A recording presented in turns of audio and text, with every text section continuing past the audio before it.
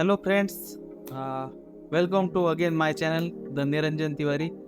आपल्या फार्मसीच्या टॉपिकमध्ये अजून एक टॉपिक ॲड करत आहोत, ज्याचं नाव आहे overview of the chapters and schedules under drugs and cosmetic act 1940.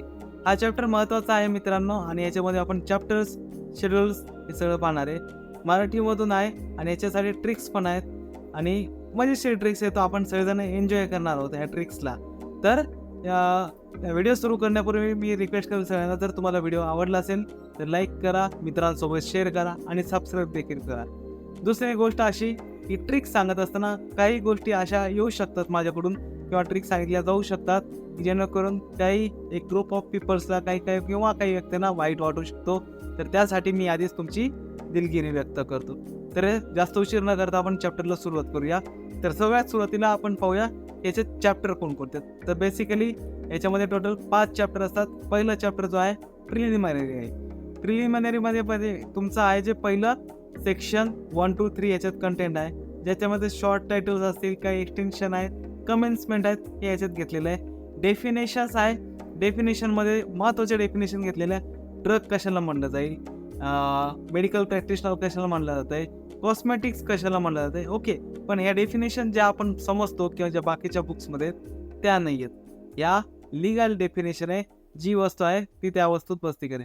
म्हणजे काय बाबा, ह्या चॅप्टर म्हणजे हा एक सेक्शन आहे D&C ॲक्टमधला, की ज्याच्यामध्ये एक फाउंडेशन तयार केलेलं आहे, बेसलाईन तयार केलेली आहे की कशाला काय समजायचं आहे. आणि मग हे जे बेसलाईन आहे, हे जे डेफिनेशन्स आहे, या तुम्हाला ॲक्टमध्ये घेतलेल्या आहेत. त्यासाठी हा प्रिलिमिनरी ॲक्ट हे तयार केलेलं आहे. तर साहजिक आहे, तुमचं पहिलं फाउंडेशन तयार झालं, पण त्याला चालवण्यासाठी काहीतरी गरजेचं राहतं, म्हणजे काहीतरी तुम्हाला ॲडवायझरी बोर्ड लागणार. तर चॅप्टर 2 जो आहे तो तुम्हाला ॲडवायझरी बोर्ड किंवा कन्सल्टन्सी कमिटी, किंवा आपण त्याला म्हणू एक एक्सपर्ट कमिटी म्हणून, त्याची गरज असेल, की जी कमिटी तुम्हाला जे हे बनवलेले ॲक्ट आहेत हे इम्प्लिमेंट करायला आणि त्याला रेग्युलेट करायला देखील कामे राहतील, जेणेकरून जेवढे पण ड्रग्स, ज्याची मॅन्युफॅक्चरिंग, सेलिंग वगैरे जे पण प्रोसेस होत आहे हे सगळे सेफली चालू राहील. ओके, तर याच्यामध्ये येतात तुमचे drug technical advisory board DTAB. दुसरा येतो तुमचा CDL, okay, central drug laboratory येतो, आणि ड्रग कन्सल्टेटिव्ह कमिटी. अशा 3 मेन बॉडीज आहे. याच्या व्यतिरिक्त पण बऱ्याचशा बॉडीज आहेत ज्या तयार केलेल्या आहेत. त्याच्यामध्ये त्याची कमिटीचं कंपोजिशन काय, कोण कसे सिलेक्ट होणार, कोणाची काय रिस्पॉन्सिबिलिटी, हे सगळं या चॅप्टरमध्ये इन्क्लूड केलेलं आहे. आता तुमचं फाउंडेशन तयार आहे, ॲडवायझरी बोर्ड तयार आहे, मग उशीर कसला येतो. मग पुढचे ते इम्पोर्ट. आपण फक्त आपल्या देशापुरतं पाहतोय का नाही, तर आपल्याला बाहेरून ड्रग्स पण मागवायचे, इम्पोर्ट ड्रग्स करायचे. तर इम्पोर्ट करण्यासाठी काहीतरी रेग्युलेशन देणं गरजेचं आहे. ओके, इम्पोर्ट हा चॅप्टर नंतर इन्क्लूड करण्यात आला मित्रांनो, कारण याच्यामध्ये काय झालं होतं की सेकंड वर्ल्ड वॉरच्या वेळेस बरेचसे स्पुरियस किंवा अनअल्टरेटेड ड्रग्स मागवण्यात आले, आणि तिथं हेल्थ खराब व्हायला लागली.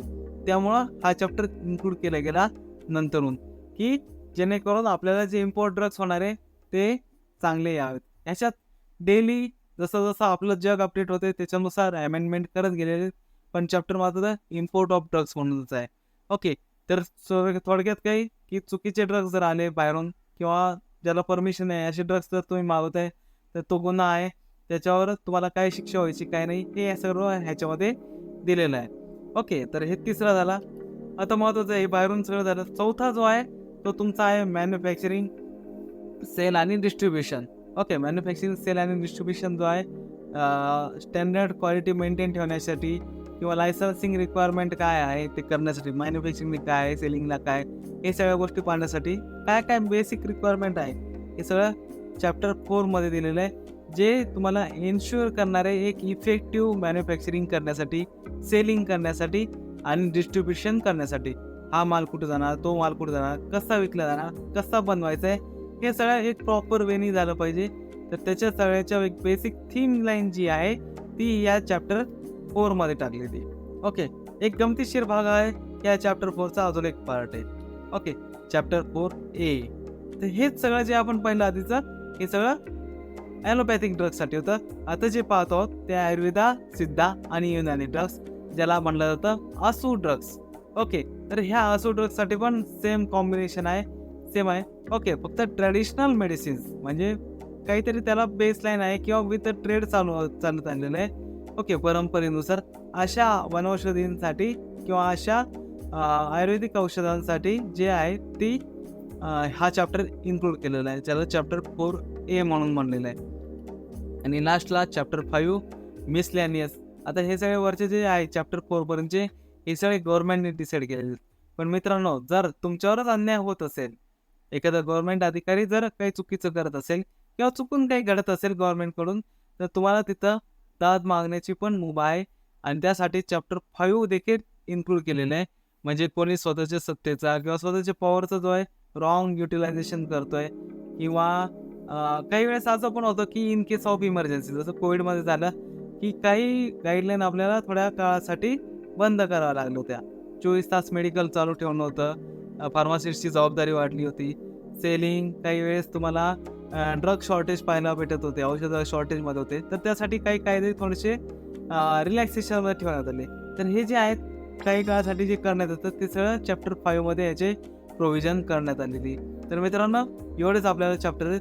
चॅप्टर पूर्णपणे क्लिअर आहे. फाउंडेशन झालं, ॲडवायझरी झालं, इम्पोर्ट झालं आहे, मग मॅन्युफॅक्चरिंग, सेल डिस्ट्रीब्युशन, हे पहिलं ॲलोपॅथी, आणि दुसरं 4A म्हणजे असो ड्रग्ससाठी, आणि 5वं जे आहे ही सगळी जी बॉडी आहे ही जर चुकीचं काम करते किंवा काही जर रूल्स आपल्याला रिलॅक्सेशनमध्ये पाहिजे तर त्यासाठी चॅप्टर 5 मिसलॅनियस म्हणून पण आहे. ओके, चॅप्टर क्लिअर आहे. इथून पुढं खरी मजा आहे शेड्यूल्सची. आणि शेड्यूल्स आपल्याला माहिती की सगळ्यांना कामी, डिप्लोमासाठी पण कामी, डिग्रीसाठी पण कामी. तर सुरू करूया शेड्यूलसाठी. तर सगळ्यात पहिले मी सांगतो की तुम्हाला आपण जे पाहणार आहोत शेड्यूल हे टोटल A to Y आहे. आणि ह्या A पासून Y पर्यंतचे सगळ्या शेड्यूलमध्ये जे आहेत काही स्टँडर्ड्स आहे, काही ठिकाणी मॅन्युफॅक्चरिंग प्रोसिजर्स आहे, आणि काही ठिकाणी फक्त डॉक्युमेंटेशन आहे. तर एवढा फक्त की रोल तुम्हाला महत्त्वाचं ठेवायचं आहे. काय आहे लक्षात कसं ठेवायचं आहे आता 1 by 1 आपण पाहूया. तर सुरुवात करूया सगळ्यात पहिले शेड्यूलला, शेड्यूल A नी. आता पहा गंमत काय राहते. फॉर्म रे, आपण ज्यावेळेस B.Pharmच्या ॲडमिशनला गेलो होतो त्यावेळेस आपण सगळ्यात आधी काय भरलं होतं, admission form. A for admission, schedule A, आणि फॉर्म झालं त्याचा रिलॅक्सेशन. म्हणजे त्याचं शेड्यूलमध्ये काय, शेड्यूल A मध्ये आहे फॉर्म्स आहेत आणि फॉर्मॅट्स पण आहेत. तुम्ही फॉर्म्स जोडून देतात, भरून देतात आधी फॉर्म्स ॲडमिशनच्या वेळेस, आणि त्यासोबत फॉर्मॅट पण जोडतात मागून. मार्कशीट असतं, लिव्हिंग सर्टिफिकेट असतं, असं बरेचसे डॉक्युमेंट्स तुम्ही सेट करून जाता. म्हणजे schedule A is equal to forms. B.Pharmचा फॉर्म रे, म्हणजे B.Pharm मधला शेड्यूल A जो आहे तो फॉर्म आणि फॉर्मॅटसाठी आहे. क्लिअर आहे, किती सोपं आहे. आता शेड्यूल B, फॉर्म आणि फॉर्मॅट भरल्यावर तुमचं काय राहतं पुढचं सेक्शन B म्हणजे फी किती आहे B.Pharmची ते इन्स्टिट्यूटवाले तुम्हाला सांगते, मी काय सांगत नाही. पण fee schedule B fee, form भरल्यावर काय राहतं, फी भरायची राहते. ओके, म्हणजे शेड्यूल B फी. आपण पण काय करतो, मॅन्युफॅक्चरिंग सेल करतोय त्यावेळेस फॉर्मसोबत फी पण जमा करतो. ओके, म्हणूनच त्याला लगेच सेक्शनमध्ये काय घेतलं, पुढच्या शेड्यूलमध्ये फी टाकलेलं आहे. फी स्ट्रक्चर काय आहे, कोणत्या फॉर्मॅटला किती, कोणत्या प्रोसेससाठी किती फी, याचे सगळ्याचे डिटेल्स जे आहेत ते फीमध्ये टाकलेले आहे. आता पुढचा जो आहे शेड्यूल C. आता हा महत्त्वाचा शेड्यूल मित्रांनो, शेड्यूल C आणि C1. शेड्यूल C जो आहे तो बायोलॉजिकल प्रोडक्टसाठी आहे आणि स्पेशल प्रोडक्टसाठी आहे. C1 म्हणजे काय, 1 लागला, 1 म्हणजे वॅक्सिन. पॅरेंटल रूटने आपण चाललेलो आहोत. ओके, तर याच्यामध्ये काय आहे की पॅरेंटल रूटने आपण ड्रग्स देतोय, म्हणजे ते बायोलॉजिकल आणि स्पेशल कॅटेगरीचे प्रोडक्ट जे आहे ते फक्त तुम्हाला वॅक्सिननी देतो, सिरिंजनी देतो, म्हणून त्याला C1नी घेतलंय. आणि शेड्यूल C मध्ये काय, ओरल रूटने घेतलेले. ओके, Cला लक्षात ठेवायचं काय ट्रिक आहे ते सांगतो मी. C इज स्पेशल, आपण म्हणतो मुलगी आहे, C is special. Okay, schedule C special drugs biological. Okay, हा झालं शेड्यूल C बद्दल आणि C1 बद्दल. लास्टला डीला मी लिहिलेलं आहे एक्झम्पशन फ्रॉम द इम्पोर्ट ड्रग्स. पहा, इम्पोर्ट जो ऑफ ड्रग्स आहे तो चॅप्टरमध्ये ऑलरेडी इन्क्लूड केलेला आहे.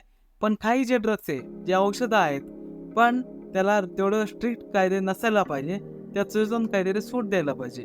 जसं की आपण म्हणू शकतो आंबा जो आहे खायचा फ्रूट पण आहे, पण ॲज अ मेडिसिन म्हणून पण आपण यूज करू शकतो.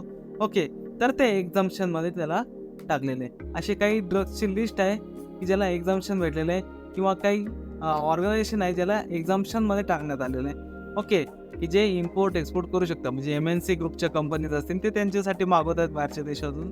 तर ओके, त्यांच्याच देशातून आपल्या देशात मॅन्युफॅक्चरिंग करते तर ते एक्झाम्शनमध्ये आहे.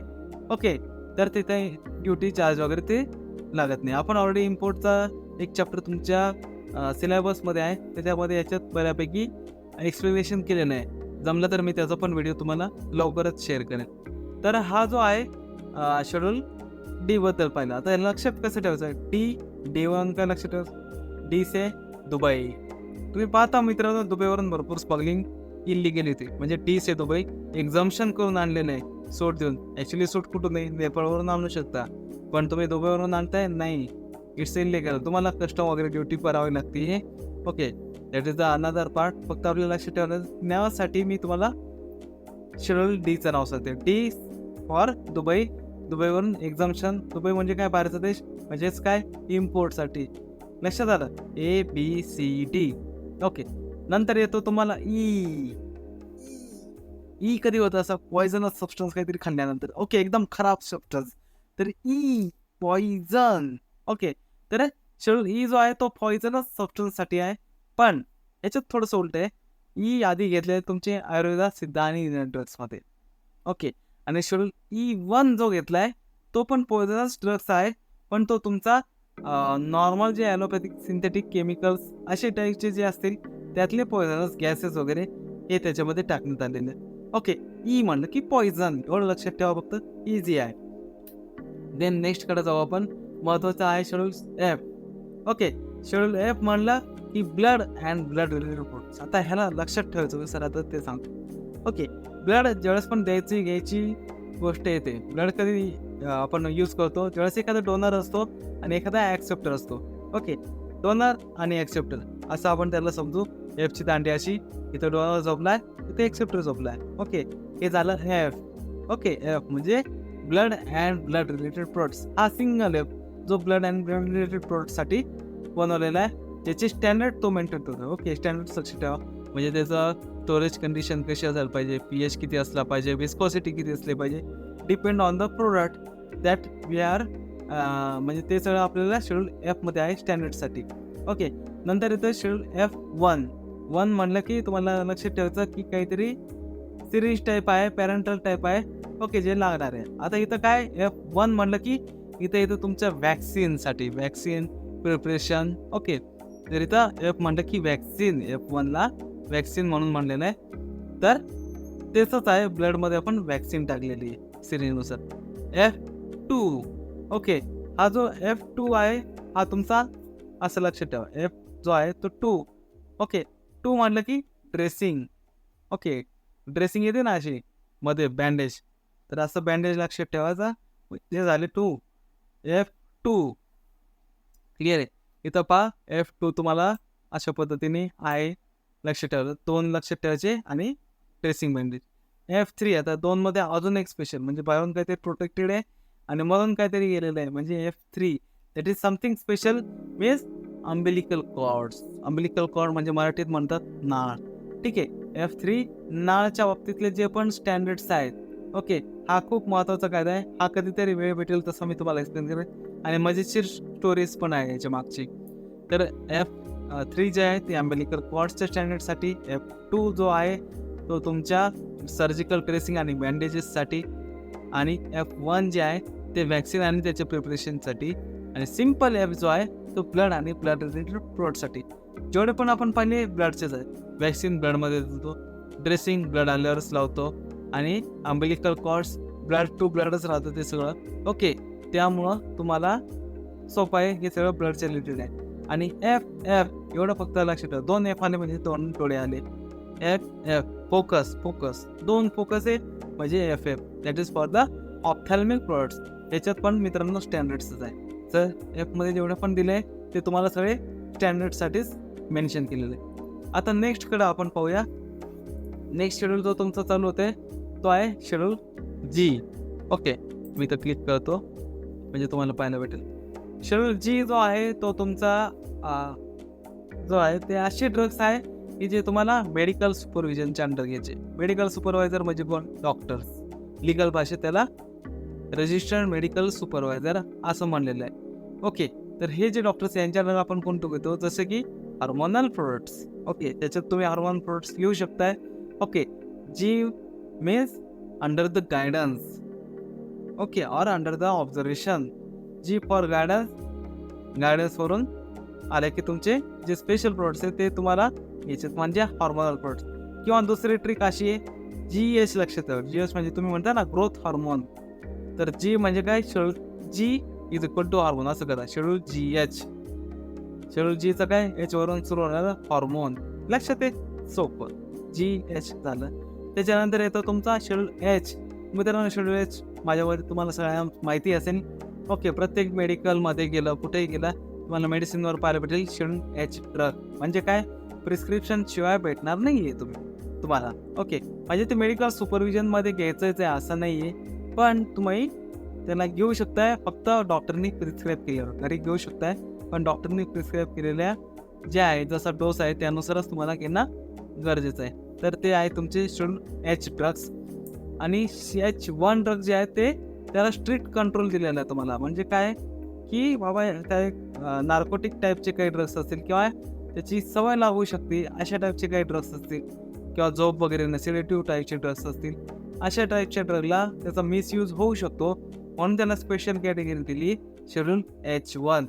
हे ड्रग्सची लिस्ट पुढं मागं चेंज होत राहते. ओके, तर मात्र त्याचा जो थीम आहे किंवा त्याचे जे मेन्शन केलं आहे ते मात्र फिक्स असतं. हे झालं शेड्यूल H1. शेड्यूल I जो आहे हा ओमिट केलेला आहे मित्रांनो, कारण ट्रिकमध्ये कधी कधी किंवा MCQमध्ये वापरला जाऊ शकतो. तर शेड्यूल I एक्झिस्ट करत नाही, आता त्याला बाहेर ओमिट करण्यात आलेलं आहे. नंतर पाहूया आपण शेड्यूल जे कसं लक्ष ठेवायचं. जेमध्ये जे आहेत प्रोहिबिटेड क्लेम्स. प्रोहिबिटेड क्लेम्स म्हणजे की कोणी सांगतं की बाबा ह्या आजारावर माझ्याकडे औषध आहे, तर ॲक्च्युली ते औषध अस्तित्वात नसतं. तर तुम्हाला इथं औषध सांगायचं. जे वरून लक्षात काय ठेवायचं, जिसे दवा की नाही दुवा की जरूरत आहे. म्हणजे अशी औषधं क्लेम केले जाऊ शकत नाही एक स्पेसिफिक टाईपच्या आजारांवर. शेड्यूल J मध्ये आहे list of diseases. Okay, list of डिसीजेसमध्ये तुम्हाला पाहायला भेटतील की तुम्ही कोणकोणते औषधं रॉंगली क्लेम केले आहेत, त्या आजारांवर औषधं चालणार नाही. हे शेड्यूल J मध्ये आहे. पुढचं जे आहे शेड्यूल K.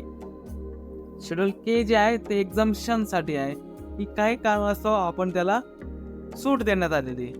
ओके, इमर्जन्सीमध्ये म्हणा किंवा देण्यात येतं. जसा आशा वर्कर्स वगैरे आहेत, त्यांना काही वेळेस तुम्ही वॅक्सिन वगैरे देताना पाहतात. ओके, ते जातात, चेक करतात, अंगणवाडी सेविका आहेत. ओके, तर हे जे आहेत हे एक्झम्पशनमध्ये टाकलेले, हे शेड्यूल K मध्ये आहेत. ओके, की दरवेळेसच ती गाईडलाईन फॉलो करायची त्या गोळ्यांसाठी किंवा त्या मेडिकल प्रोडक्टसाठी असं गरजेचं नाही. तर ते शेड्यूल K मध्ये टाकलेले सूट देण्यात आलेले औषधं. ओके, पण याला काहीतरी स्पेसिफिक प्रोव्हिजन दिलेलं राहते गव्हर्नमेंटने. या अशा पद्धतीने झालं पाहिजे, असंच रेकॉर्ड ठेवलं पाहिजे, इथूनच घेतले पाहिजे, गव्हर्नमेंट सप्लायच पाहिजे. ओके, असे बरेचसे काही शेड्यूल्स राहतात किंवा काही अटी राहतात. त्या अटीतटीवर सूट देण्यात आलेले औषधं किंवा प्रोसेस, तर त्याला शेड्यूल K मध्ये टाकलेले. ओके, तर याला लक्ष ठेवायचं, K वरून कुछ भी. ओके, कुछ भी याने एक्झाम्पशन, काही ना काही सूट भेटलेली. कुछ भी ले लो, सूट आहे सूट. ओके, पुढचं शेड्यूल पाहूया आपण. शेड्यूल L ला परत रिमूव्ह करण्यात आले. आता हे दोन रिमूव्ह करण्यात आले, लक्षात कसं ठेवायचं, आय लव. ओके, म्हणजे शेड्यूल IL जे आहेत ते आता ॲक्टमध्ये नाही आहेत. ओके, त्यामुळे यांना ओमिट करण्यात आलेलं आहे. पुढचं जे आहे शेड्यूल M. आता हा M जो दिसायला जरी छोटा आहे पण खूप मोठा याचा वास्ट आहे, खूप जास्त डिटेलमध्ये तुम्हाला सिलेबसमध्ये पण आहे डिग्रीच्या. तर शेड्यूल M मध्ये काय घेतलेलं आहे की शेड्यूल M जो आहे तुमचा GMP related, good manufacturing related आहे. ओके, चांगलं मॅन्युफॅक्चरिंग कसं करता येईल त्यासाठी काय गरजेचं आहे, हे सर्व जे आहे ते शेड्यूल M नुसार टाकले आलेले आहे. ओके, तर ते सगळ्या प्रॅक्टिस आहेत आणि करंट प्रॅक्टिस अजूनपर्यंत पण अपडेशन होत आहेत. आज दिनांक जे आहेत 22 ऑक्टोबर आहे 2024. तर काही दिवसांपूर्वीच या शेड्यूल M मध्ये पण चेंजेस करण्यात आले होते. ते 1 by 1 तुम्ही जर गुगल केलं तर तुम्हाला पाहायला भेटतील आणि खूप चांगले चेंजेस केलेले आहेत. यासाठी सरकारचं हार्दिक स्वागत आहे. नंतर पहा शेड्यूल M1 काय, कॉस्मेटिकसाठी. पहिले ड्रग्स आणि मग आले कॉस्मेटिक. आपण ॲक्ट पण पाहिलं कसे पाहिले होते, ज्यावेळेस आला होता ॲक्ट त्यावेळेस बरंचसं आहे, म्हणजे OPM ॲक्ट आला, डेंजर ड्रग्स आला, असं करत करत पहिल्यांदा आलं होतं ते ड्रग्सला इन्क्लूड केलं होतं ड्रग्स ऍक्ट म्हणून, आणि नंतर ऍक्टमध्ये इन्क्लूड झाले ते कॉस्मेटिक्स म्हणून ते नंतर नाव झालं ड्रग्स अँड कॉस्मेटिक. तसाच शेड्यूल एम मध्ये तुम्हाला पाहायला भेटतं एम जो आहे तो ड्रग्ससाठी घेतलेला आहे आणि M1 जो आहे तो कॉस्मेटिक्ससाठी घेतलेला आहे. Drugs and cosmetic M1. नंतर येतो M2 जो येतो तो तुमचा होमिओपॅथी ड्रग्ससाठी येतो. ओके, आणि याच्यात अजून एक टाकायचं राहिलंय जो आहे M3 म्हणजे तुमच्या प्रिमायसेससाठी येतो मॅन्युफॅक्चरिंग कुठे कुठे चालू आहे, कशी चालू आहे, प्रिमायसेस कसा असायला पाहिजे, ड्रेनेज लाईन वगैरे, ही सर्व डिटेल प्रिमायसेसमध्ये पहा. पहिलं ड्रग्स, मग आले कॉस्मेटिक, तिसरं आलं होमिओपॅथी पहा सगळ्यात हटकेच आहे, ते आसू ड्रग्समध्ये घेतले जात नाही. आयुर्वेदा, सिद्ध युनानी हा वेगळा ग्रुप आहे आणि होमिओपॅथी हा वेगळा ग्रुप आहे. याच्यात सिमिलर फक्त एवढंच आहे की हे सगळे नॅचरल रिसोर्सेस पासून आहे. बनवायची पद्धत, द्यायची पद्धत, गाईडलाईन्स ही सगळं वेगळ्या आहेत. ओके, त्यामुळे होमिओपॅथी तुम्हाला नेहमी एक सेपरेट स्थान घेताना पाहायला भेटेल. तर पहा, लक्षात ठेवा, पहिले आलं ड्रग्स, मग आले कॉस्मेटिक्स, मग आली होमिओपॅथी आणि सगळ्यात शेवटी रिमायसेस. Okay, M1, M2, M3 sequence लक्षात ठेवलं लक्षात राहील. ओके, सगळं कशाशी रिलेटेड आहे? Manufacturing, good manufacturing practices. Okay, हे GMP M साठी आहे. ओके, शेड्यूल M साठी आहे. पुढचं शेड्यूल पाहूया, शेड्यूल N म्हणजे काय? Minimum number of equipment to run the pharmacy. कमीत कमी गरजेचं काय काय आहे फार्मसी शॉप रन करण्यासाठी? किंवा फ्रीज लागतं, काउंटर लागतं, मेडिसिनला शेल्फ पाहिजे, ग्लास डोअर्स पाहिजे, H1 साठी लॉकर पाहिजे, पॉयझनसाठी कप्पा पाहिजे, रिसिट पाहिजे, बिल पाहिजे, पेन पाहिजे, कॅल्क्युलेटर पाहिजे, असं ज्या आहेत सगळ्या मिनिमम रिक्वायरमेंट त्या सगळ्या टाकण्यात आलेल्या ह्या शेड्यूल N मध्ये. तर हे शेड्यूल N पण खूप महत्त्वाचं आहे. नंतर आहे शेड्यूल O. आता हे N वरून नंबर लक्षात ठेवायचा. ओके, Nचे नंबर मिनिमम नंबर फार्मसीसाठी लागणार. दुसरा आहे O म्हणलं की झिरो लक्षात ठेवायचं. झिरो आता तुम्ही ॲडव्हर्टाईज पाहत असाल तर टी व्हीमध्ये दाखवतात 0% मायक्रोब्स रेंगे. ओके, किंवा त्यांना म्हणू शकता नो मायक्रोब्स. कधी राहणार? ज्यावेळेस प्रॉपर डिसइन्फेक्टंट तुम्ही वापरणार आहे घरात. डिसइन्फेक्टंट वापरल्यानंतर 0% मायक्रोब्स माझ्या घरात आहे. नो असे म्हणतात कोण? मायक्रोब्स. ओके, किंवा 0% मायक्रोब्स राहिले तर हे आहे तुमचं schedule O. Okay, that is standards for the disinfectant. O झाला. P वरून लक्ष ठेवा. पिरियड म्हणजे काय? दॅट इज द तास, किती वेळ, किती ड्युरेशन. ओके, लाईफ पिरियड, आयुष्याचं वर्गीकरण. आता इथं लाईफ कसली आहे? औषधाची, म्हणजे शेल्फ लाईफ ठरणारा की मॅन्युफॅक्चरिंग कधी झाली आणि कधीपर्यंत ते इफेक्टिव्ह आहे. शेल्फ लाईफ ठरवण्यासाठी काय काय गरजेचं आहे, कसं ठरवलं जातं, कोणत्या पद्धतीने ठरवायचं आहे. Okay, that is given under this schedule P. Schedule P तुम्हाला सांगतोय life periods of the drugs. Okay, हा शेड्यूल P मध्ये तुम्हाला पाहायला भेटेल. नंतर पहा पुढचा शेड्यूल Q. इथं बरंचसं कन्फ्युजन होतो फक्त मित्रांनो. ओके, शेड्यूल Q जो आहे तो आहे तुमचा कोल टार कलरसाठी. आता हे कलर जे आहेत तुमचे फॉर्म्युलेशनमध्ये, कॉस्मेटिक्समध्ये, मोस्टली कॉस्मेटिकमध्ये जास्त कलर यूज केले जातात. तर त्या ठिकाणी कोणत्या टाईपचे कलर फक्त तुम्ही अप्लाय करू शकता? स्किन सेन्सिटिव्ह आहे, नॉर्मल आहे वगैरे, याच्यानुसार कोल टार कलर जे आहेत ते स्टँडर्ड समजले जातात. तर हे कलर्स आपण यूज करू शकतो. तर त्याचे काय स्टँडर्ड्स असतील? ड्रग्समध्ये कसे वापरायचे आहेत, कॉस्मेटिकमध्ये किती वापरायचे आहेत, त्याचं पर्सेंटेज किती असलं पाहिजे, मॅक्झिमम टू मॅक्झिमम, हे सर्व ह्या शेड्यूलमध्ये दिलेलं आहे. Q असं या शेड्यूलचं नाव आहे. Q चाहिए आपको colour Q, that is the Q. Okay, आणि पुढचं शेड्यूल खूप मजेशीर आहे, शेड्यूल R. आता ह्याला याच्यात सांगून देतो काय? R stands for standards for the condoms or mechanical devices or oral contraceptives पण आहे त्याच्यात. ओके, तर हे मोस्टली काय प्रेग्नन्सी अवॉइड करण्याचे सगळे साधनं आहेत. ओके, तर याला लक्षात ठेवायचं कसे? आपले हिंदुस्थानी बाईसारखं रुको जरा सब्र रखो. शेड्यूलात रुको जरा सब्र रखो म्हणजे काय? कॉन्डम्स, मेकॅनिकल डिव्हाइसेस वगैरे. तर हे तुमचं शेड्यूल R आहे. आता ह्याच्या पुढं आपण ज्यावेळेस जाऊ तर शेड्यूल S कडे जाऊ. S म्हणलं की स्मार्ट, सुंदर, सुशील, सुकन्या. मीन्स काय? ती मुलगी आहे आणि मुलीला लागतात सगळ्यात जास्त कॉस्मेटिक्स. कशाने होते ते? कॉस्मेटिक वापरण्यास मी किती सुंदर आहे, मी किती छान दिसते. Okay, that is the schedule S. एसचे सुंदर सुंदरसे कॉस्मेटिक्स. कॉस्मेटिक्सचे जेवढे पण स्टँडर्ड्स आहे ते शेड्यूल एस मध्ये दिलेले आहे. सोपं आहे. Next schedule T. टीला लक्षात कसं ठेवायचं, that is the T for traditional. Traditional म्हणलं की आपण आधी पण पाहिलंय चॅप्टर 4A मध्ये traditional medicine, that is the आसू ड्रग्स, आयुर्वेदा, सिद्धा, युनानी. ओके, आसू ड्रग्स साठी जे पण तुमचे GMP आहे, मॅन्युफॅक्चरिंग प्रॅक्टिस, परत आता इकडेच सेपरेट केली. शेड्यूल M4 नाही टाकलं त्यांनी, इथं शेड्यूल टी टाकलंय. एवढं मात्र कन्फ्युजन होऊ नका. शेड्यूल M4 जर टाकलं असतं तर तिथं तुम्हाला आयुर्वेदिक दिसलं असतं, पण M4 एक्झिस्ट करत नाही. तर Ayurveda Siddha युनानीसाठी separate manufacturing process आहे, ज्याचं शेड्यूल टी मध्ये उल्लेख केलेला आहे. ओके, टी वरून ट्रेडिशनल. ओके, ट्रेडिशनलचं काय करतोय, GMP आपण आसू ड्रग्ससाठी. टी झाल्यानंतर पुढे तर यू. आता एवढं सगळं फार्मसी शिकलो आपण. आठवा पहिला फॉर्म घेतला, फी भरली, म्हणजे हे सगळं शिकत आलो मध्ये. आता ह्याचं काय झालं, सगळे तुमचे रेकॉर्ड्स तयार झाले. ओके, हे रेकॉर्ड्स आहे, रजिस्टर्स आहे, जे पण आहे फॉर्मॅट्स वगैरे, हे सगळं आपल्याला वेल मेंटेन ठेवायचं आहे. इलेक्ट्रॉनिक डिव्हायसेसमध्ये ठेवा, फायलिंगमध्ये ठेवा, कोणत्या पद्धतीने ठेवायचं आहे, लेजरमध्ये ठेवा. तर हे यू मध्ये ठेवणार. You should keep your records, असं लक्षात ठेवा. शेड्यूल यूचा अर्थ आहे रेकॉर्ड्स. तुम्ही तुमच्या रेकॉर्ड्सची जबाबदारी घ्यावी, तुम्ही तुमच्या रजिस्टरची काळजी घ्यावी. कॉलेज किंवा बाहेरच्या ठिकाणी सांगितलं जातं की सवारी आपली सामान का खुद जिम्मेदार आहे, म्हणजे काय, ते रेकॉर्ड्सच आहे तुमचे स्वतःचे. तर त्याचा you should keep your records, आलं लक्षात. हे रेकॉर्ड आणि रजिस्टरसाठी मेन्शन आहे.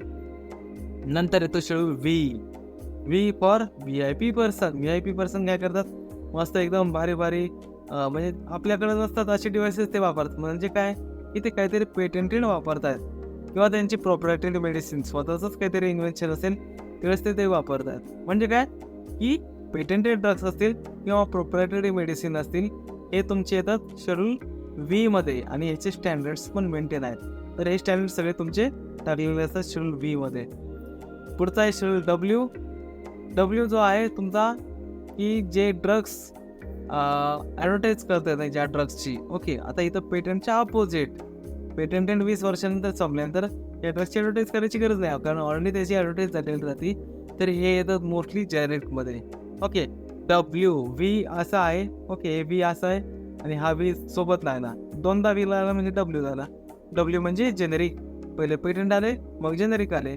सोपं आहे, UVW, म्हणून या तिघांना आपण एकच लाईनमध्ये ठेवलेलं आहे. रेकॉर्ड ठेवा, पेटेंटेड ठेवा, आणि डब्ल्यू म्हणजे जेनेरिकसाठी ठेवा. ओके, तर हे लक्षात ठेवा, सोपं आहे. आणि शेवटचे 2 शेड्यूल जे आहेत महत्त्वाचे, शेड्यूल एक्स म्हणजे तुम्ही डेंजरची साईन पाहिली असेल, त्याच्यातही एक्स राहतो, किंवा एक्स म्हणजे आपण डेंजरच समजतो, क्रॉसिंग आहे, वापरू नका, प्रोहिबिटेड, अशा टाईप्ससाठी. तर शेड्यूल एक्स जे आहे ते नार्कोटिक आणि सायकोट्रॉपिक सबस्टन्सेससाठी वापरलेला आहे. हा सेपरेट ॲक्ट पण आपल्याला शिकण्यासाठी आहे. ओके, तर नार्कोटिक ड्रग, सायकोट्रॉपिक सबस्टन्स हे वापरण्यासाठी प्रोहिबिटेड आहे, म्हणून हे शेड्यूल एक्ससाठी. एक्स लक्षात ठेवायची ट्रिक एकदम सोपी आहे. नार्कोटिक आणि सायकोट्रॉपिक जे ऑलरेडी वापरायला बंदी आहे, एक्स म्हणजे बंदी आहे. ओके, नंतर येतो शेड्यूल वाय. आता हे वाय आहे सगळ्यात शेवटचं आपलं. ड्रग्ज झाले, मॅन्युफॅक्चरिंग झाली, सगळं झालं, तुम्ही रेकॉर्ड बनवले, फी भरली, फॉर्मॅट झालं, पण मार्केटमध्ये येण्यासाठी त्याला क्लिनिकल ट्रायल करणं गरजेचं आहे. बरोबर आहे. तर क्लिनिकल ट्रायलसाठी कोण कोण रिस्पॉन्सिबल राहतील, त्याचा प्रोटोकॉल कसं राहणार, किती करायचं आहे, त्याचे रेकॉर्ड्स कसे ठेवायचे, हे सगळे क्लिनिकल ट्रायलसाठी शेड्यूल वाय मध्ये मेन्शन केलेलं आहे. ओके, तर शेड्यूल वाय तुमचा मेन्शन करतो क्लिनिकल ट्रायल. ओके, एक असं तुम्ही माणसाचं चिन्ह पाहिलं तर मध्ये गोल राहतो, असे 2 हात राहतात आणि खाली पाय राहतो, म्हणजे हे वायचा सिम्बॉल झाला असा. ओके, हाताने जमेना, तर हे वायचा सिम्बॉल झाला. तर हे ह्युमन क्लिनिकल ट्रायलसाठी आहे. ओके, ह्युमन किंवा ॲनिमल, आता हे प्री क्लिनिकल आहे, क्लिनिकल आहे. ओके, पण क्लिनिकलच ट्रायलमध्ये हे कन्सिडर केलं जातं. ओके, तर हे थोडक्यात तुमचे शेड्यूल A to Y आहे. एक छोटासा शेवटचा शेड्यूल जो आहे तो आपण पाहूया, शेड्यूल Z, जो की प्रोपोज आहे. आणि हा बऱ्यापैकी खूप छान पण डिझाईन होईल ज्यावेळेस बनेल त्यावेळेस, कारण हा बनणार आहे तुमच्या मित्रांनो आपल्या सगळ्यांच्या आवडीचा आसू ड्रग्ससाठी, आयुर्वेदा, सिद्धा आणि युनानी अशा टाईपच्या ड्रग्ससाठी आपण एक स्टँडर्ड्स मेंटेन करायचा प्रयत्न करतोय. किंवा असं काय नाही होत की लिंबू सगळे एकसारखे स्टँडर्डचे असले पाहिजे, म्हणजे त्या स्टँडर्डचा आपण ओळखू शकतो की हा लिंबू चांगला आहे, हा लिंबू खराब आहे. पण सध्या अजून अशी टेक्निक चालू नाही. काही सिलेक्टेड ड्रग्स आपण केलेले आहेत, ज्याचे स्टँडर्ड्स मेंटेन झालेले आहेत, ते ड्रग्स आपण घेतले आहेत. पण ॲक्च्युली जो रूल असतो तो सगळ्या ड्रग्ससाठी एकसारखा असतो. आपण असो ड्रग्स म्हणलेलो म्हणजे आयुर्वेदात, सिद्ध आयुर्वेदासाठी जेवढे पण ड्रग्स लागतात त्यासाठी आपल्याला सगळा हा एरिया कव्हर करणं गरजेचं आहे. तर मित्रांनो, हे शेड्यूल A to Z पर्यंत होते. लक्षात ठेवायचे आपल्याला शेड्यूल A to Yचेच आहेत. ओके, तर एक शॉर्टमध्ये रिव्हिजन घेऊया. A form and formats, B तुमचं म्हणलं की फीसाठी, schedule C biological and special प्रोडक्टसाठी, C1 biological and special product जे पॅरेंटल रूटने दिले. 1 म्हणलं की वॅक्सिन लक्षात ठेवायची, पॅरेंटल रूटने दिले. C1 झाल्यानंतर शेड्यूल D से आता है दुबई. दुबई म्हणजे exemption to the imported drugs, दुबई इम्पोर्टेड करतो. ओके, नंतर येतं ई म्हणजे पॉयझनस ड्रग्ससाठी. नंतर येतो F म्हणलं की 2 जण आले म्हणजे ब्लड प्रोडक्टसाठी. ओके, F1 म्हणजे वॅक्सिन, ब्लडमध्येच दिली जाते वॅक्सिन. ओके, F2 आलं सर्जिकल ड्रेसिंग. 2 म्हणजे असं लक्षात ठेवा, सर्जिकल ड्रेसिंग. F3 असं लक्षात ठेवा की साईडला कव्हरेजमध्ये अम्बिलिकल कॉर्ड आहे, जी मुलाला आणि आईला जोडली जाते. F3 umbilical कॉर्डसाठी. आणि शेवटचं F फोकस म्हणजे ऑप्थॅल्मिक प्रोडक्टसाठी. हे सगळे स्टँडर्ड्स आहेत. ओके, जिथं स्टँडर्ड आहे स्टँडर्डसाठी. शेड्यूल F नंतर पुढचं येतं शेड्यूल G म्हणजे ग्रोथ हार्मोन म्हणजे हार्मोनल प्रोडक्टसाठी किंवा असे औषधं जे मेडिकल सुपरविजनच्या अंडरच घ्यायचं आहे अशा ड्रग्ससाठी शेड्यूल G. ओके, नंतर येतो H1 तुम्हाला माहितीच ऑलरेडी. H जे आहे प्रिस्क्रिप्शनसाठी आणि H1 जे आहे ते स्ट्रिक्टली विथ द प्रिस्क्रिप्शन चालण्यासाठी, की जे खरंच त्याला व्हेरिफिकेशन करायचं आहे डॉक्टरांकडून आणि मगच तुम्हाला द्यायचं आहे, अशासाठी वापरलेलं आहे H1. I जो आहे तो ओमिट झालेला आहे. जे जो आहे जिससे दवा की नाही दुवा की जरूरत म्हणजे लिस्ट ऑफ डिसीजेस, असे आजार जे आहेत ज्याला औषधं क्लेम केले जाऊ शकत नाही, तर हे क्लेम केलेले औषध आपण हे जे आजार आहेत ते आपण शेड्यूल J मध्ये घेतो. K म्हणजे एक्झम्प्टेड ड्रग कुछ भी. नंतर येतो L म्हणजे परत ओमिटेड ILO मधला. आता IL दोन्ही गेले, पुढचे सगळे येतात. नंतर येतो M म्हणजे मॅन्युफॅक्चरिंग. M1 कॉस्मेटिकच्या साठी. M2 जो आहे होमिओपॅथीसाठी. M3 जो आहे तो प्रिमायसेससाठी, बिल्डिंग आणि प्रिमायसेससाठी. हे झालं GMP. ओके, आणि प्लेन M जो आहे तो ड्रग्ससाठी. नंतर N म्हणजे मिनिमम रिक्वायर्ड नंबर, वरून नंबर, फार्मसीचे नंबर रन करायला. नंतर येतो O म्हणले नो डिसइन्फेक्टंट. ओके, नंतर येतो P वरून पिरियड म्हणजे शेल्फ लाईफ ड्रग्सची किती. नंतर येतो Q वरून कोल्टार, क्यू कलर चाहिए आपको, कितना चाहिए क्यू कलर. ओके, नंतर येतो R रुको जरा सब्र रखो म्हणजे मेकॅनिकल डिव्हाइस, कॉन्डोम्स वगैरे हे सगळे आले. नंतर येतो S वरून सुंदर म्हणजे कॉस्मेटिक्स. ओके, नंतर येतो T वरून येतो ट्रेडिशनल ड्रग्स म्हणजे हर्बल ड्रग्ससाठी. नंतर येतो U म्हणजे आता हे सगळ्याचा रेकॉर्ड किपिंग किंवा त्याचे काही रजिस्टर असतील ते ठेवायचं कसं, त्याचे कसं असायला पाहिजे याच्यासाठी शेड्यूल U. नंतर येतो V म्हणजे VIP पर्सन, पेटंट आणि प्रोप्रायटरी ड्रग्स, त्याचे स्टँडर्ड्स. ओके, आणि नंतर येतो W म्हणजे ज्याची ॲडव्हर्टाईज करता येत नाही म्हणजेच थोडक्यात जेनेरिक ड्रग्ससाठी. नंतर येतो X म्हणजे प्रोहिबिटेड ड्रग्स कोणते असतात, नार्कोटिक आणि सायकोट्रॉपिक सबस्टन्सेस. नंतर येतो Y म्हणजे फायनली क्लिनिकल ट्रायल्स. इथपर्यंतचे सगळे शेड्यूल आपले सेट आहेत. Z जो आहे तो प्रपोज आहे. मित्रांनो, जर विचारला तर सांगायचं हा प्रपोज आहे. असो ड्रग्ससाठी स्टँडर्ड्स मेंटेन करायचं काम चालू आहे. हा झाला शेड्यूल Z. एकदम इझी आहे. A to Z सगळं लक्षात आहे आपल्या, काही विसरलेलं नाही आपण.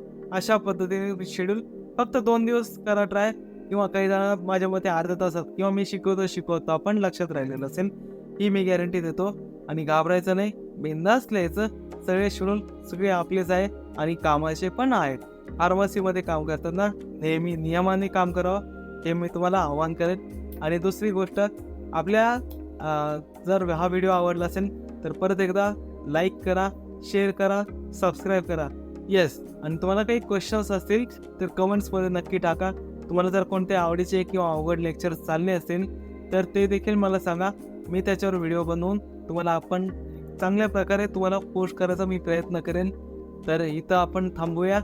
आणि नक्की काही असतात कन्सेप्ट, काही शेड्यूल्स असतात, काही बुक्स तुम्ही रेफर करायला पाहिजे. ओके, टेक्स्ट बुक सोडून अजून रेफरन्स बुक आहेत, तुमच्याकडे डिजिटल गॅजेट्स आहे, नवीन नवीन अमेंडमेंट येतात, तर तुम्ही अपडेट राहायला पाहिजे असं मी तुम्हाला सगळ्यांना सांगतो. आणि काही सजेशन्स देखील असतील म्हणजे माझ्या व्हिडिओबद्दल, की सर तुमचा आवाज थोडासा हे होतो आहे किंवा पिक्चर क्वालिटी इम्प्रूव्ह करा, थोडंसं ॲनिमेशनमध्ये दाखवा, तर ते देखील सजेशन तुम्हाला वेलकम आहे. आणि सगळ्यात शेवटी एवढं सांगतो, proud to be a pharmacist. Okay, आमच्या सगळ्या व्ह्युअर्सला, यूट्यूबच्या सगळ्या व्ह्युअर्सला पुन्हा एकदा धन्यवाद. Thank you very much.